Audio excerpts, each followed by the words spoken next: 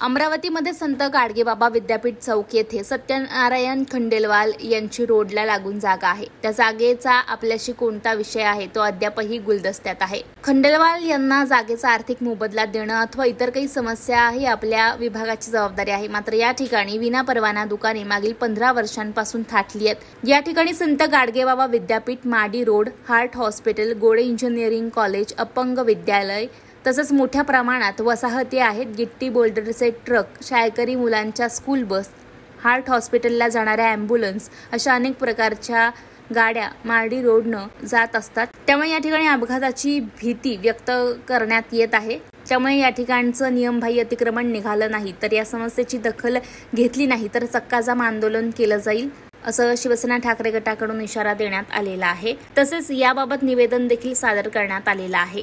डुकरे, युवासेना विधानसभा प्रमुख।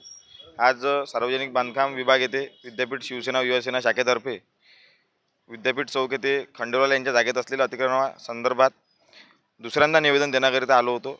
याच्यामध्ये आम्ही स्पष्ट उल्लेख केला आहे की याच्यावर जर कार्यवाही झाली नाही तर 15 दिवसात त्या ठिकाणी मोठ्या प्रमाणात चक्काजाम आंदोलन हे परिसरातील 500 ते 600 नागरिकांच्या सोबत घेऊन आम्ही त्या ठिकाणी चक्काजाम आंदोलन करण्याचा इशारा दिलेला आहे। त्या ठिकाणी मार्डी रोड जो आहे विद्यापीठ चौकातून जातो त्या ठिकाणी रस्त्याला लागून म्हणजे 1 फूट पण जागा न सोडलेलं असं अतिक्रमणाचे दुकान आहे। त्या ठिकाणी त्या रस्त्यावर 5 ते 6 शाळा आहे, खदान आहे, क्रशर आहे। अशा ह्या वाहत्या रोडवर अशा प्रमाणात मागील 30 वर्षापासून त्या ठिकाणी अतिक्रमण आहे। याच्यावर प्रशासन कार्यवाही का करत नाही? म्हणजे याच्यात प्रशासनाचा काही साटलोटा आहे का किंवा प्रशासनाला तिथून महिना मिळतो की हप्ता मिळतो?